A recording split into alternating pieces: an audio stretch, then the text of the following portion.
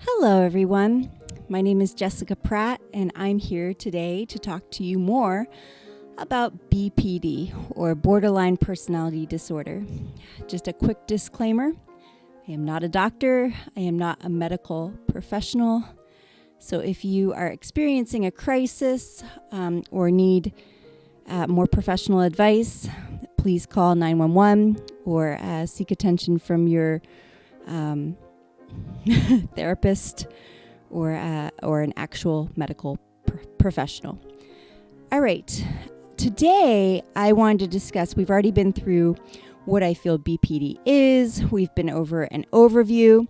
Today, I wanted to discuss if you're battling BPD and you're being responsible, there are certain things that you can be doing as what I call daily maintenance, to be doing every single day as much as possible.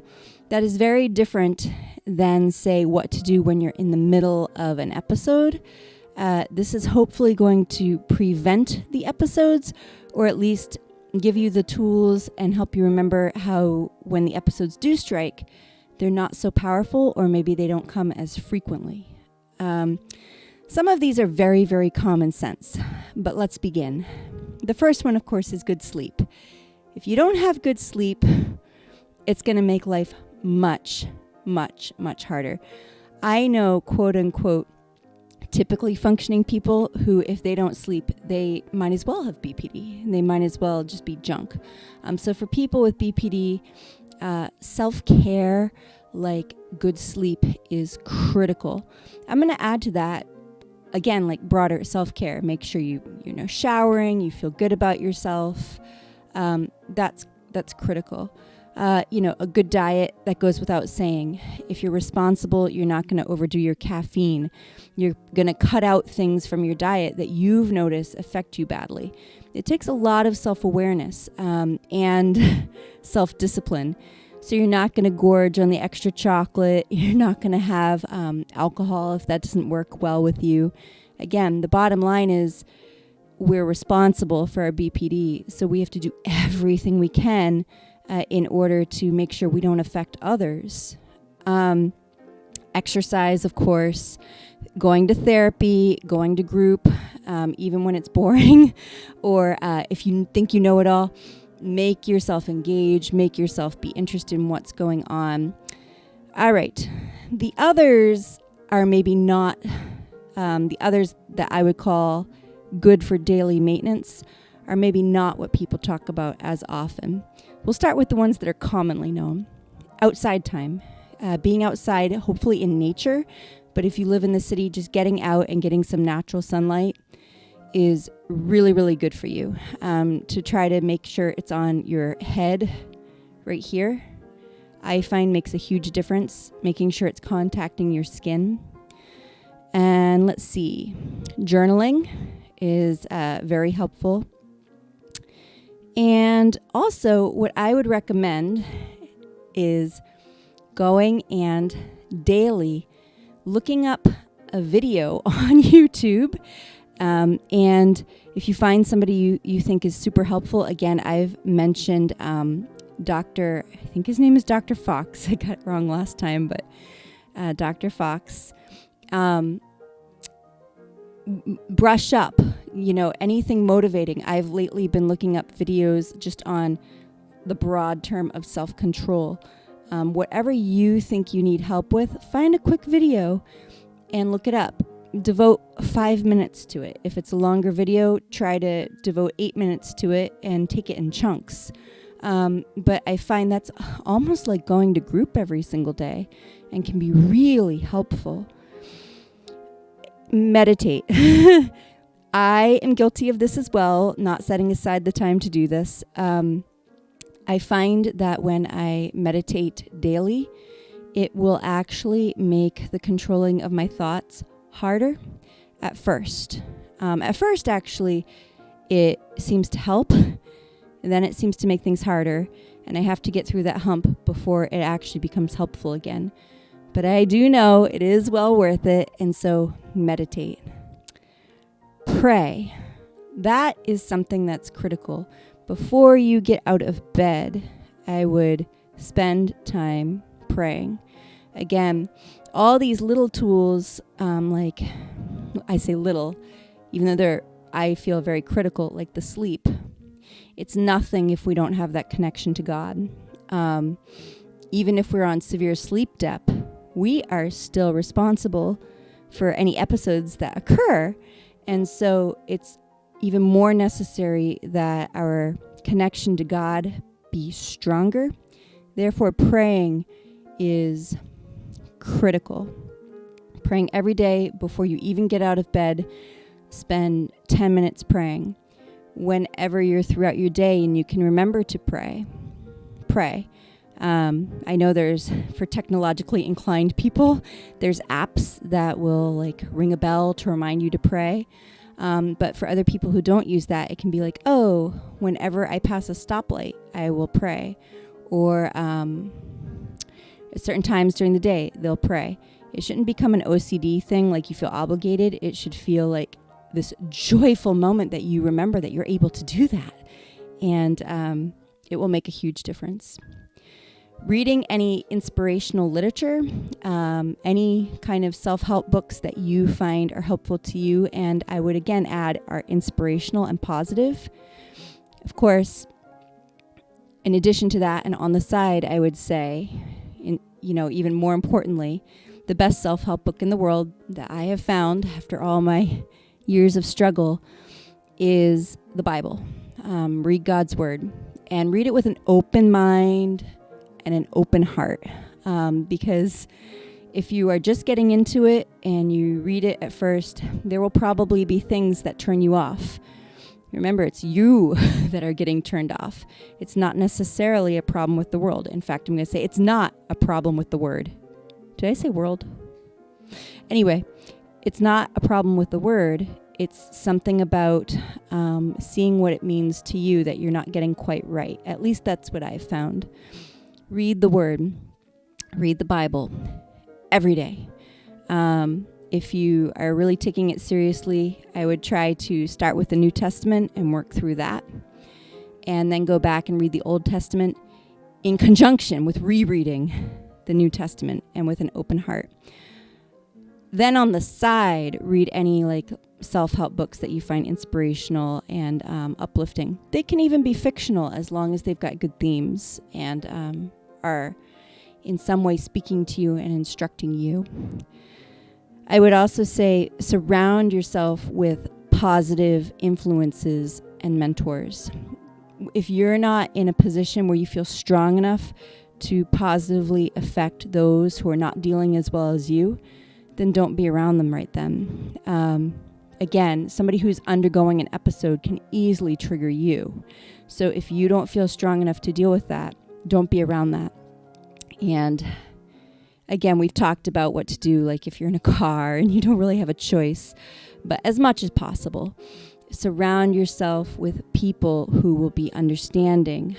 Again, I would point to fellowship of the Christian body. I would say that establishing a spiritual routine, as far as, if you go to church on Sundays, you go to church on Saturdays, or you meet up with a study group, something kind of uplifting, but with people who are going to be compassionate to your struggles. Surround yourself with those people. Even better yet is if you can find a mentor, somebody you can call, not all the time. You don't want to burn anybody out, but so that you don't feel like you're always leaning on your family members or even your therapist. It's a blessing, and you can pray for that kind of person to enter your life. Seek out one of those. All right, a hobby. Anything that is stimulating and motivating to you in a healthy way, be it like something like piano where you're stimulating your mind, or taking guitar lessons, or taking art class, or running, or whatever you find appeals to you. And let's see. Trying to think of others daily. BPD is very much you get wrapped up in your own head. So trying to think of one way you can approach your day with love and gratitude and another human being. Approach another being with love and gratitude, and try to affect them in a positive way. Another thing that I found that is incredibly helpful is when you have moments of clarity, make a cheat sheet for yourself. This is going to be very personal to you, this cheat sheet. It's going to be reminders of what helps you, what you feel you need to do every day, what you feel you need to do to be responsible. Little hints to yourself like, this too will pass. And read that sheet every single day. If you feel an episode building over a few days or coming on, read it more. That has been hugely helpful, and I would say that I feel God gave that as a gift to my brain. I guess it popped in one day, and I tried it. Again, it takes self-discipline because something inside us doesn't want us to do it, probably the BPD. But do that every single day, and as you feel an episode coming on, read your cheat sheet. It is super helpful. And the last thing that I would say is make a plan. Make a plan for what you're going to do when you feel, as we talked about in the last video, that vibration coming on. I think it was the last video. Make a plan for what you're going to do. Make a plan for what you're going to do when your head, isn't right. When your emotions are trying to trick you, are trying to deceive you, are trying to bring you into that world of depression or impulsiveness. Make a plan and then stick to that plan no matter what your emotions and your brain are telling you. Stick to that plan. That's why it's crucial to kind of read that plan or review that plan every day. Now, this seems like a lot. Like I'm looking here and it's like 20 things on my list. So when I say every day, I don't mean that you should get OCD about it. This shouldn't be a stressful thing. It should kind of be like a pleasure. At the same time, it is a lot. And I think about people who maybe have, say, like a physical disability and what they have to do to maintain their body in order to kind of balance out that physical disability, and how much of an investment that probably is to work those muscles. Probably takes an hour or two at least. I really don't know. But it probably takes an hour or two out of their day. If you don't have that much time, many of us don't feel like you have to do this all every day because you'll get burnt out. I tell myself every day because I expect myself to do certain of those things every day. I expect myself to pray every day. I expect myself to read the Bible every day, to attempt to get good sleep every day, to read that cheat sheet every day. But other things, if I can't get to them, I cycle them. And I make like a checklist, whether or not it's mentally. And then I'm like, oh, this isn't working out so well. So I'll write it out and I'll make a checklist and I'll rotate things. If I notice, wow, I really haven't journaled in a while, I'll make it a priority to do that on that day. I want to stress that if you get OCD about it, or really feel like you have to do all of it every day, because you might have some that work for you that are not on this list that are just as important to you. If you stress out about it, it's going to kind of stop and not go anywhere. But if you approach this in a really healthy way, I have certainly noticed that the episodes are fewer, they're farther apart, and they're normally not as strong. And when they do come on, they're easier to manage. That doesn't mean that you're not going to get walloped by a major episode. In fact, what I find is the longer apart they are, and the more I've been dealing with them well, when a big one does come, it's really big. And often it's tied in with the hormone cycle, as we talked about. But those are the days I need to literally take the day, if I can, and go through all of these. And if that still doesn't work, then we move into a different category, which is what to do during kind of like an episode crisis. And that's a story for a different video. But I do hope this helped. I am really curious if any of you have anything that helps you prevent the episodes on a daily basis. I would love to know what they are. If any of these you find are helpful or hadn't occurred to you, but you try them and you find them helpful, I would love to know what those are as well. And any feedback that you have to offer for this BPD community is valuable. Again, we are all in this together. I feel like if we share our experiences and are there to support each other, that's what needs to happen. So again, thank you so much for joining me.